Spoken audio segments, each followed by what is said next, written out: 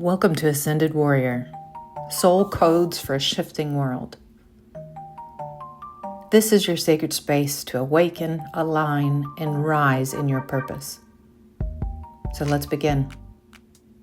Hello, I am your host, Chris Alicia, and today I really want to set the foundation for the purpose of this whole podcast. So reframing what that means in a spiritual sense is when you look at an event in your life, say someone cuts you off in traffic, the easy thing to do, the easy button to do is that's an asshole. I'm mad now, right? Screw them. They mess with me, that kind of thing.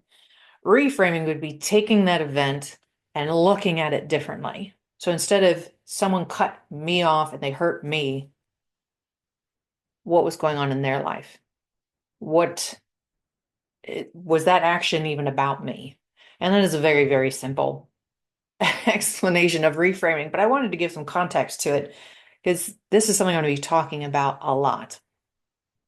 So when I first really started to look at my entire life through this reframing lens, there's a couple inspirations, a couple really key studies that shaped the way that I look at these things.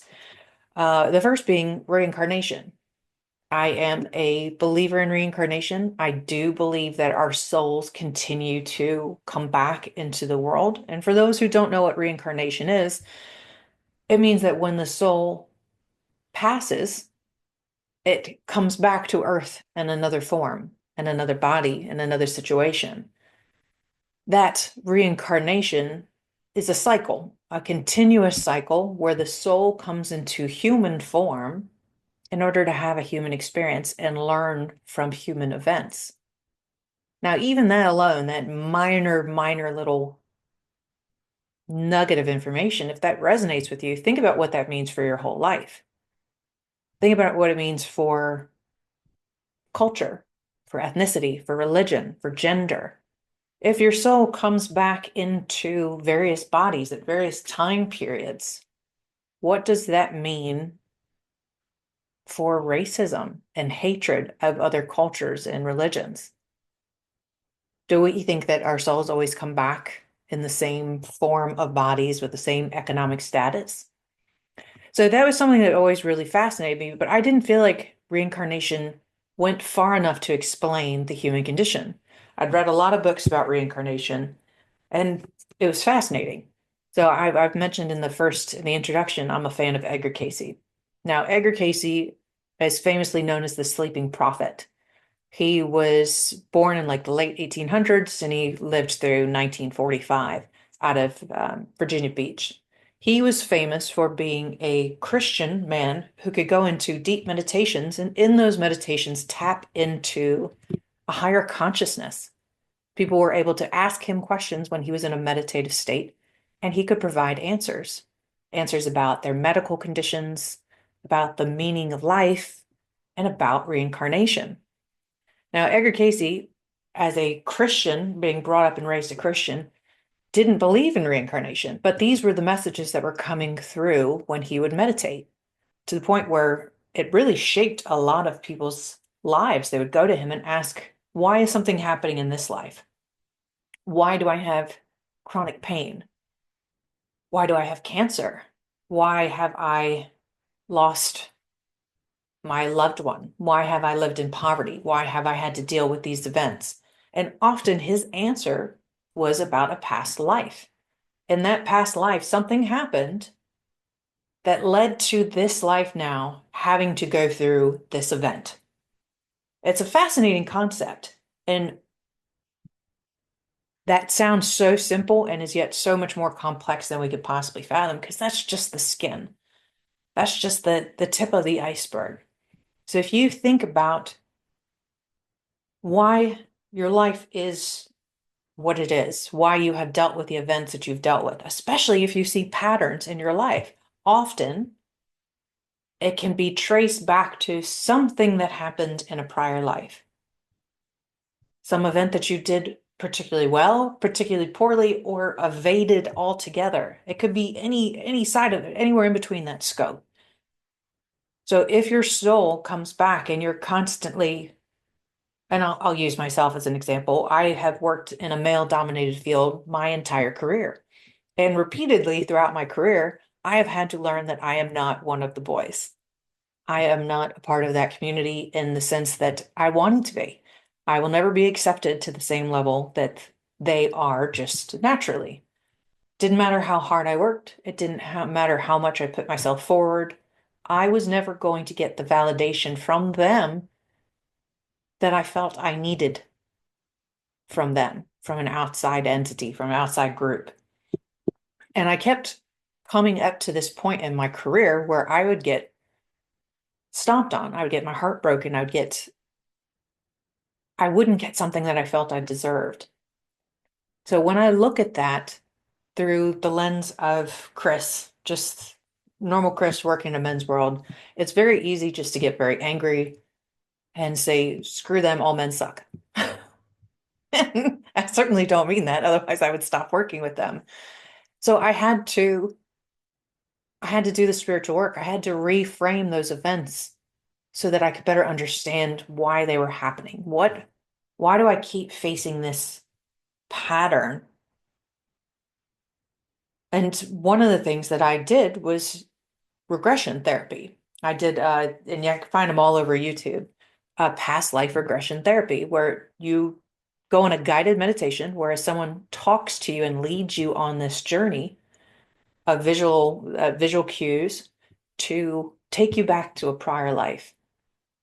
And I was able to see specific to this life, although there are many lives that feed into the one that we have currently. It's not like you can just trace back all my pain comes from this one life. In this one particular regression, I saw that I had a parallel track in another life. I was in a life where I was given the opportunity to stand up and fight for what I believed in. This was, I would say, the late 1500s was what I saw, and I was a male in that lifetime. And there was a lot of conflict in the village that I lived in, and I had the opportunity to choose whether to join my fellow villagers and fight with them or seclude myself away and live a very quiet and peaceful life. It was going to be fairly isolated. You know, I was able to get married and do all those other things, but it was a smooth life in the sense that I came to a turning point in that soul's journey where I could choose to take an easier path or to take the harder path. And in that life, I chose the easier path. I chose to move away from community and just take care of myself and my family. In this life, I've made the opposite choice. And reincarnation and the thought that your soul comes back to learn, really, it doesn't take away the thought of free will. If anything, it really gives it a lot more power because your choices are ultimate. You have infinite amount of opportunities to do these soul lessons. So in that case, standing up for what I believed in, joining a community, fighting and potentially dying in that life was an option. I had that option. And as a soul having a human experience, I chose the other way. So my soul did not learn whatever lesson it would have learned if I had gone to the left. I did learn. My soul continued to learn whatever it did for the existence that it had, but it didn't go that track. So in this life, I'm constantly being asked, and my father asked me this all the time, why don't you just choose an easier path? And it's because I'm not meant to. I've done that. I've chosen the easier path in lives before. I chose the path that allowed me to have a very safe existence with my family. That was very insular. I could just worry about us. I would make sure we existed, we survived, and the rest of the world just was not my problem. It wasn't what I wanted to focus on in that life. And in this life, it's exactly the opposite. That's why I say parallel, being given the same tools, the same opportunities. In this life, the big opportunity for me was 9/11. When 9/11 came around, I joined the military. I joined the US Air Force. That wasn't something I had to do. That was my choice. And I've chosen, both through the gifts that I was given in this life and through the opportunities to stay engaged in the fight, to stay engaged in that community, even though it makes my path harder. It makes that seeking for validation from the outside world a continual pattern, but it's intentional. I chose this path. I'd already done the other one. My soul had already learned what it could learn from that path. So I'm learning this one now. And a big part of that whole lesson is not to seek the hard way or the soft way. It's the nuanced lessons inside. So in this life, the lesson that I'm continuing to try to learn is not to seek outside validation.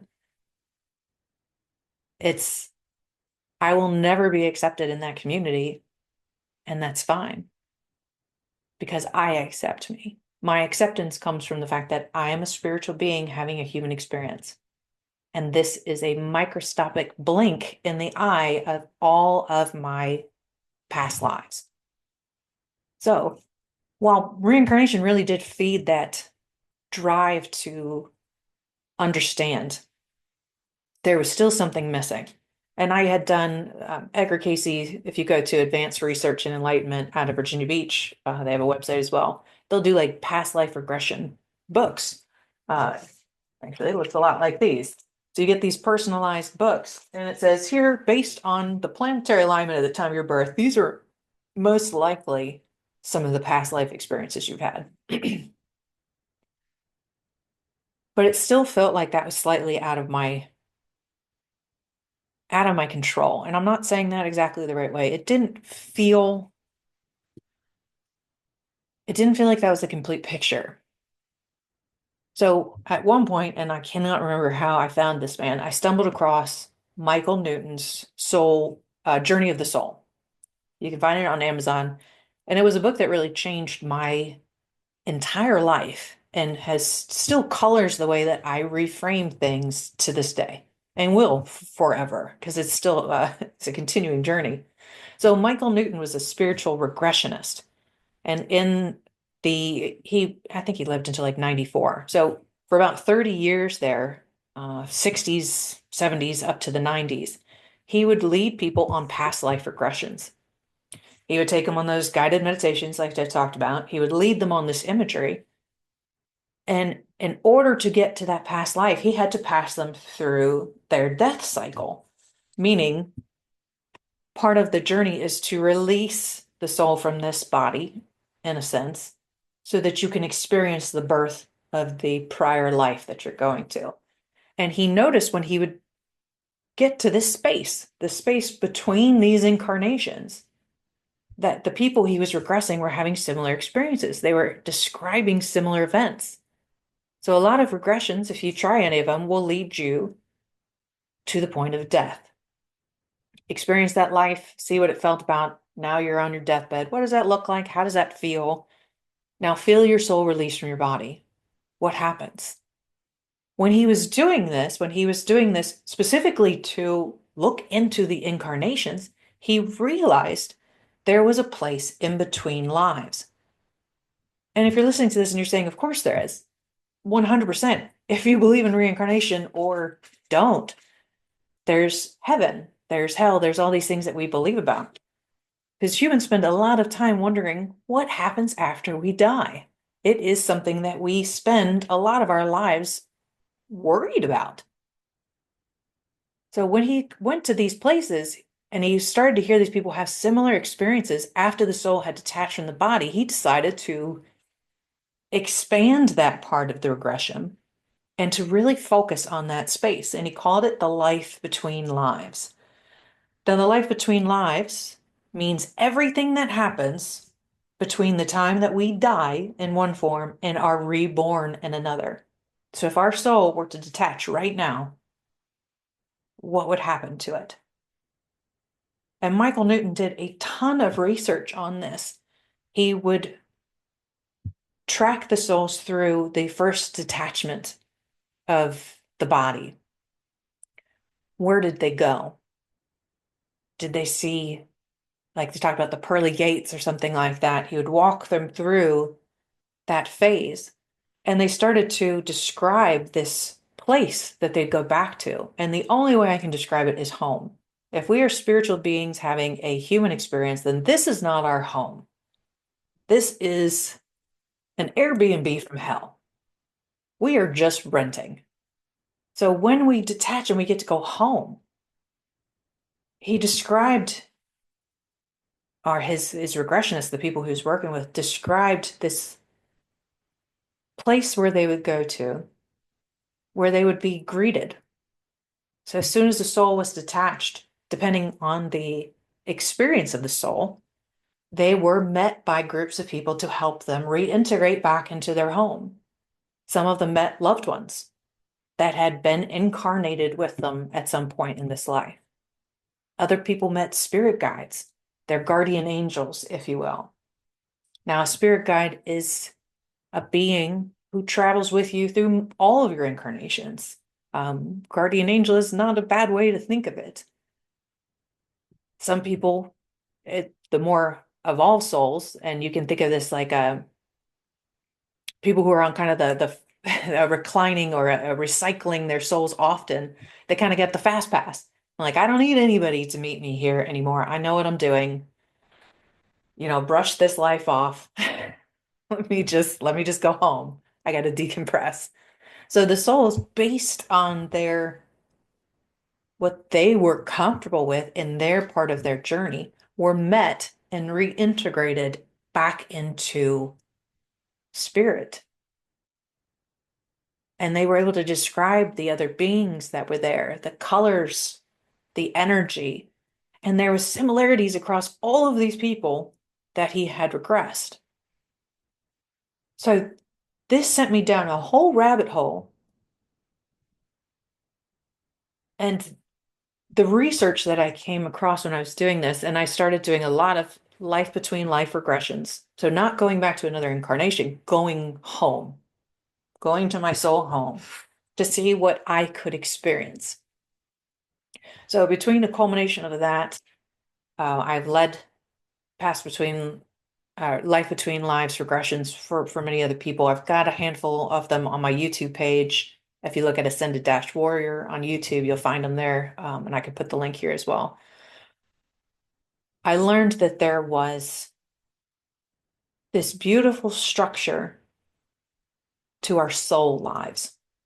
So once we left this body and we went back home and we were met or reintegrated, however we feel comfortable doing that, one of the first things our soul was able to do was reconnect with its soul group. The group of souls, however big that is, that we constantly reincarnate with.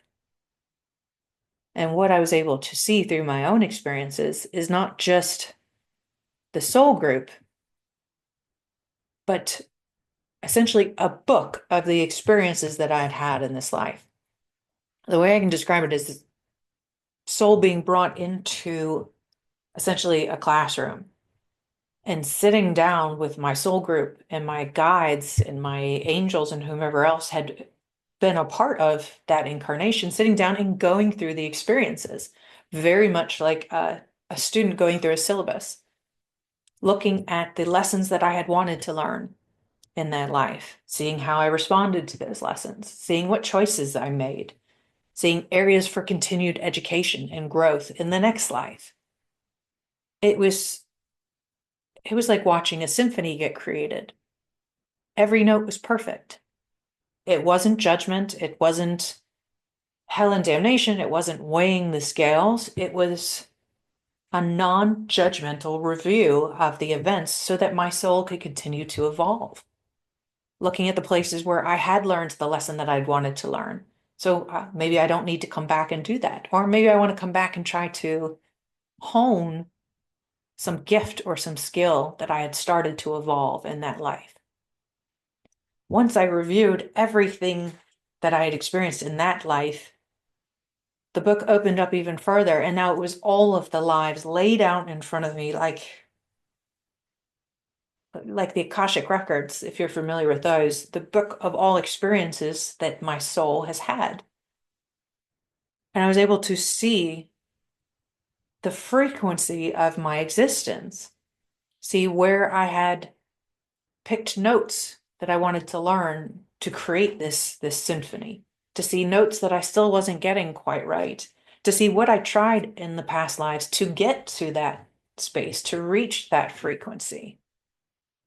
And writing out, well, if this experience didn't work, if I didn't learn the lesson that I wished to learn, or I didn't hit the note that I wanted to hit, how can I retune the next experience to give myself another opportunity or additional opportunities, plural, in order to reach what I'm trying to reach? In that space, in that time, both myself and the people of Michael Newton's books, he's written multiple books on this, and the other people that I've done these regressions with, we're able to create a syllabus for the next incarnation. Essentially taking all of that wonderful manuscript, throwing it up against a wall and saying, okay, here's the 30 things that I still want to focus on as a soul. And that is probably a very, very low figure as far as what a soul has the opportunity to learn in life. So taking those potential lessons, taking into consideration the timeline that the soul could possibly go back into. Does it want to be born into today's day and age? Would it be best to be born into United States or one of the European countries or one of the smaller countries? So taking all of those lessons and essentially starting to match it up with the events that are going on into the world to decide when the soul should be born back into existence to have the best opportunity to learn those lessons. Once that location was decided for these soul lessons, the next step was to figure out what other souls were going to come in and help with the symphony that I was creating. And as a soul group, and there are more soul groups than I can possibly explain,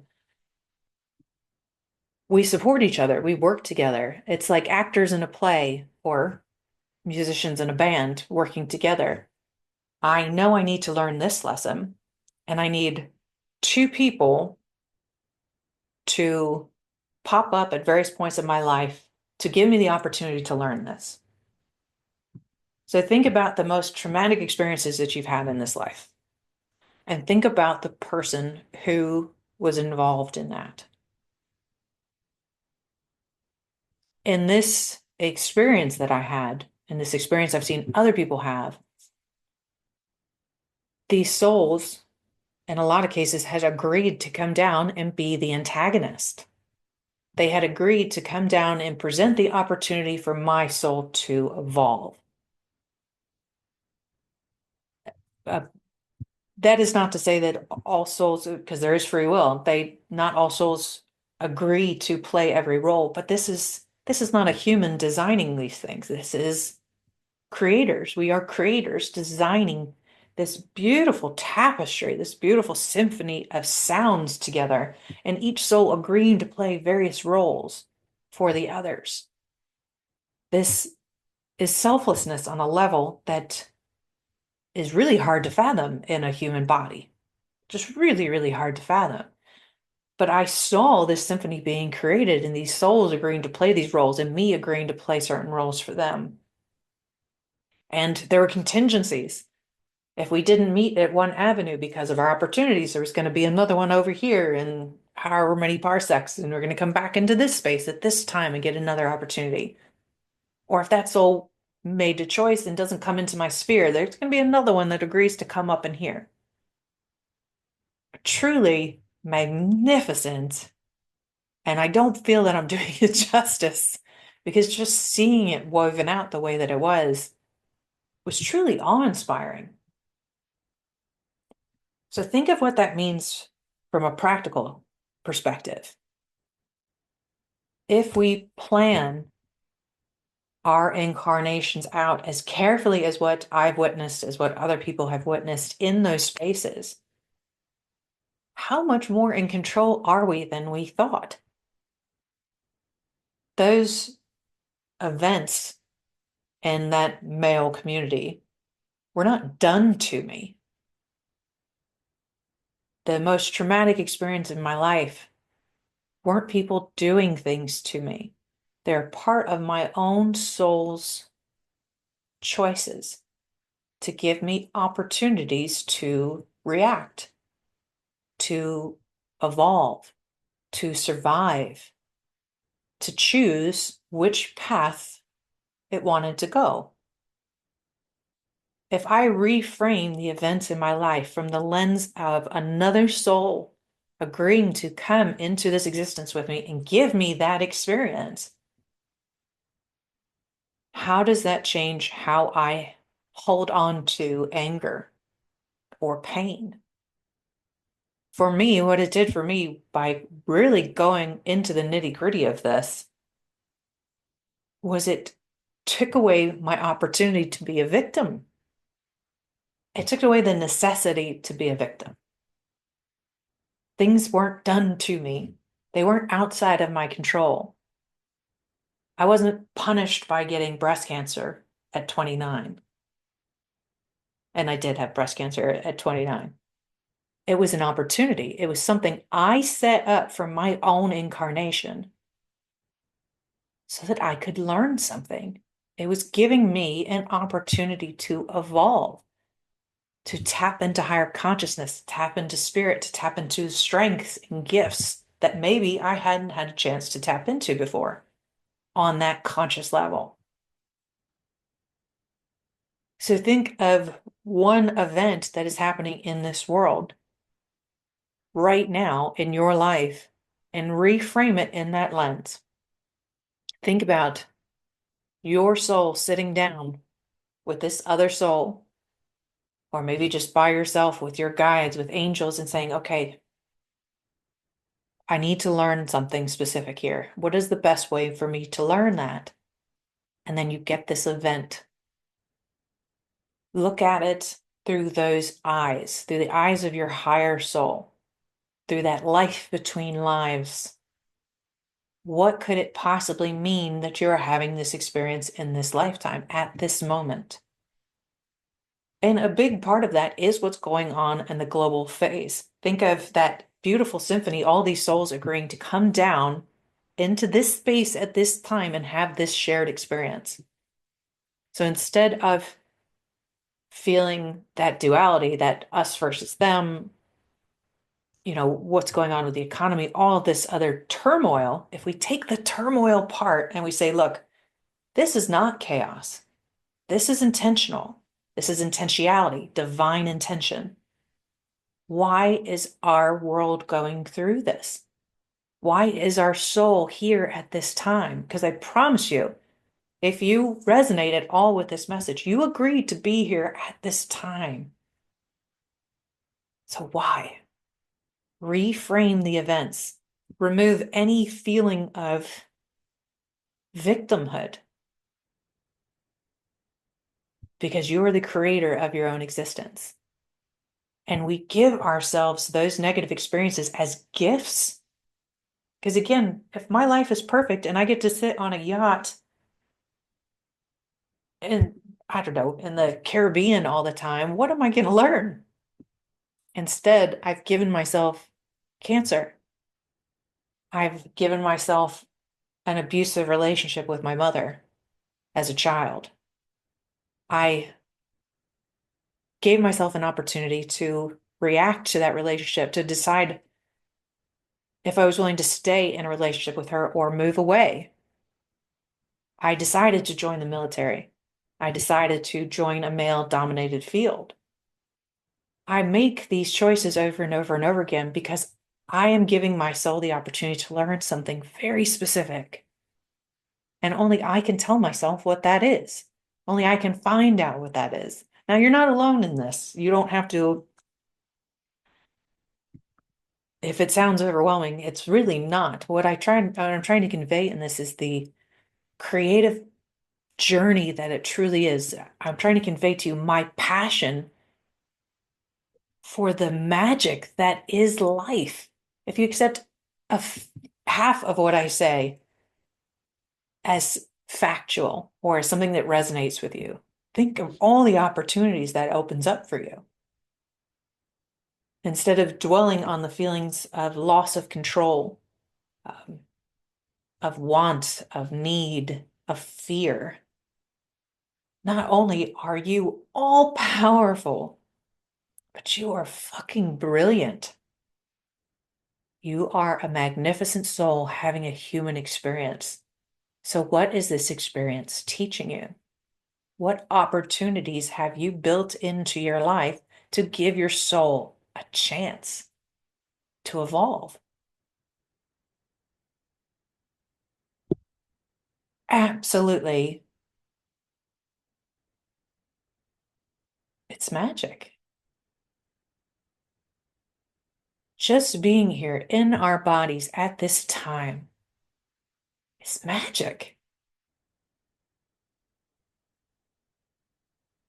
What a gift we have given ourselves to come down and do this. The times of turmoil, the times of stress and that feeling of constant change, loss of life, all of these things, if you look at all of those things as graduate classes for your soul, you are you're giving yourself so many opportunities. You are blessing your soul with infinite opportunities to evolve very, very quickly. Now, all souls, all beings here in a human form are infinite creators. They are. Now, that does not mean they're here to have the same experience that you are. That does not mean that they're here to seek or to awaken. They are on their journeys. Your soul has agreed to support them in various ways, but they are on their journey. I am on my journey. You are on your journey. We can't judge each other for those journeys. And one of my favorite parts of the Journey of the Soul book, and I tell this story all the time, when he was regressing various groups and they were going back into their soul families and deciding what they wanted to do in the next incarnation. They could come down together, they could come down separate. Maybe one comes down and the others can support them from the above and put opportunities in their path. There were soul groups that were very dedicated, meaning I got 20 things to learn. We're going to make this life very, very painful. We're just going to bam, bam, bam, bam, bam. All the opportunities are going to be in this life. Let's knock this out. Let's go down there. Let's cram all these courses into one life. And there were other groups that went the other way. There was a group specifically that he regressed, or one of these men was a part of the soul group. And he referred to the soul group as the party group. This group of souls like to come down in times of turmoil and chaos because they were warriors. They liked the warrior existence. They liked the opportunity to come down and shake it up. And often they would come down on different sides of conflict so that they could interact with souls that they knew on a frequency level were connected to them. They enjoyed coming down and mixing it up. Now, there's nothing wrong with doing that. If you think of yourself as a creator, as someone who designed whatever life you're in, then you're right. The opportunities you've given yourself in this life are wonderful. The opportunities you didn't give yourself in this life are wonderful. There's no right or wrong answer to this. There's no, you must take 12 classes a semester type of deal up there. You can learn as many or as few lessons as your soul wants. And if you did not honestly want to come back to continue to learn, you wouldn't have to. That's It's not a punishment to be here. It's a gift. Those painful events in our lives, the times where we saw the most change and the most flux, like right now, are not punishments. This time is a gift.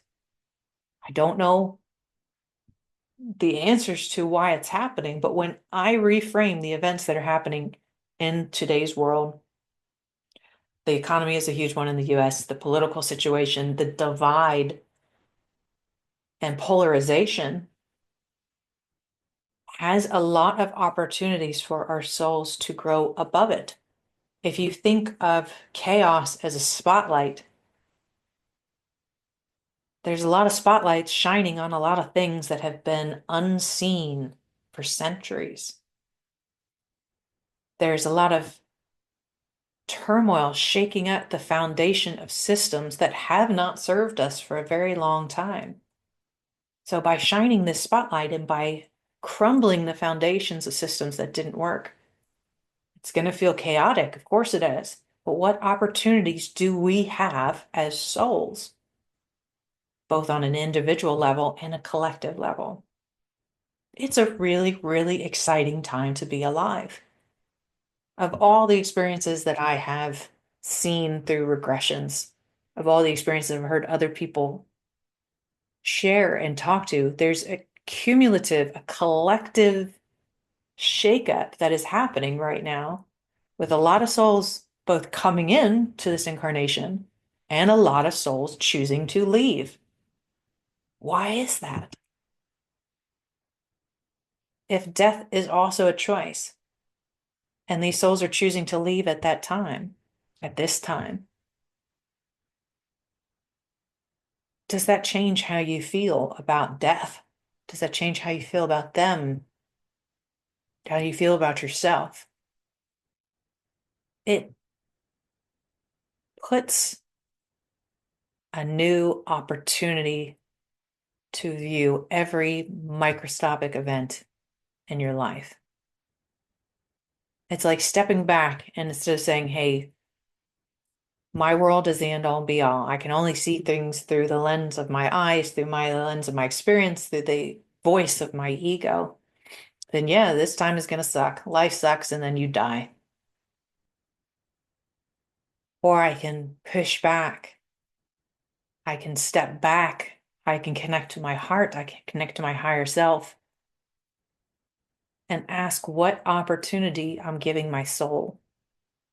What role have I agreed to play for your souls, for the other souls in my sphere?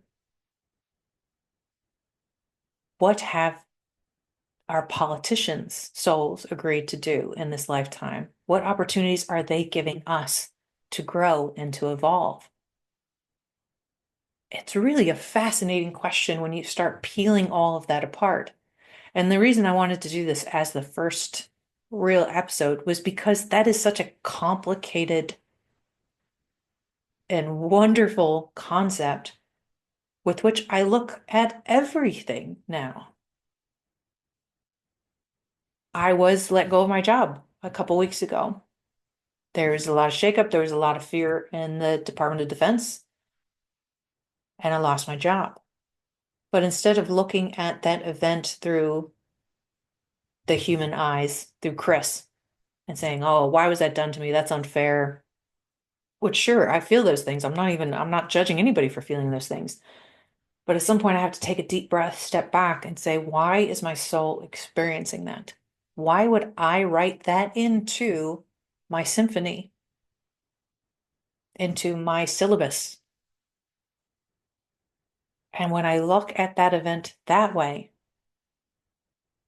I'm freeing myself up for something. I'd gone as far down that path as I could, and I wasn't pulling myself out of that situation. So I created an opportunity that was going to force me to change, to make a change. And isn't that a gift? So I will definitely attach a regression in there in the text to this. But this will be a common theme. And everything that we do and every conversation that I have is looking at the world as if it were a symphony, as if it were a tapestry. If you're a Wheel of Time fan, then I am a firm believer in the threads of the Wheel of Time. It is more beautiful and complicated than we can possibly fathom. But when we do look at even one thread, everything starts to make more sense. Everything feels more in our control, less abusive, more insightful, and more like a gift. So with that, I am going to sign off talking about life between lives. Please check out the meditations I've got on YouTube. You can watch this video on YouTube or listen on Spotify. Please subscribe if you'd like to continue to learn, and reach out to me. As always, look at yourself with light and love and heart. And I look forward to this journey with you. Blessed be.